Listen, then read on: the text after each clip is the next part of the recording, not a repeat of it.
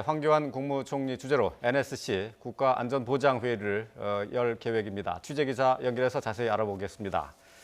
네, 자 김웅래 기자. 네, 라오스 비엔티안입니다. 네, 자 지금 청와대도 긴박하게 움직이고 있는데 자세한 내용 전해주시죠. 네, 지금 박 대통령은 라오스를 공식 방문 중입니다. 오늘 오후에 한국으로 출발할 예정인데요.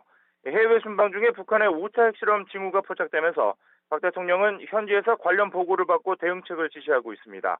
곧 황교안 국무총리가 대통령 직무대행 자격으로 국가안전보장회의 NSC를 개최할 예정입니다.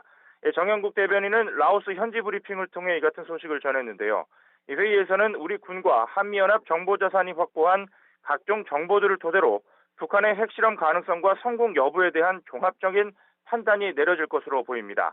청와대는 핵실험을 감행한 북한의 정확한 의도와 정황 등을 분석한 뒤에 연이은 핵실험을 중대한 도발로 규정하고 강하게 규탄하는 입장을 밝힐 것으로 예상됩니다. 또 국제사회와 공조해 추가 제재 방안을 검토하는 등 다각도로 향후 대응책이 논의될 전망입니다.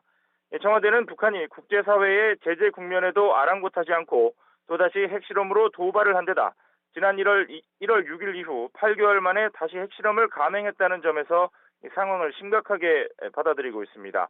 특히 대통령이 해외 순방 중이고 다자회의가 열리는 기간에 탄도미사일에 이어 핵실험 징후까지 포착된 것을 심각하게 받아들이는 분위기입니다.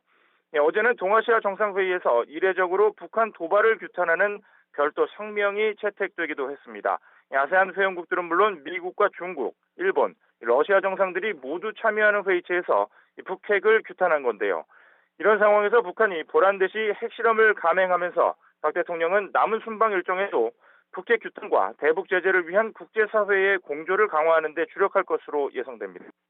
앞서 박 대통령은 지난 1월 4차 핵실험 직후 곧바로 국가안전보장회의를 주재하고 국제사회와 긴밀하게 협력해 북한이 반드시 상응하는 대가를 치르도록 해야 한다고 강조한 바 있습니다.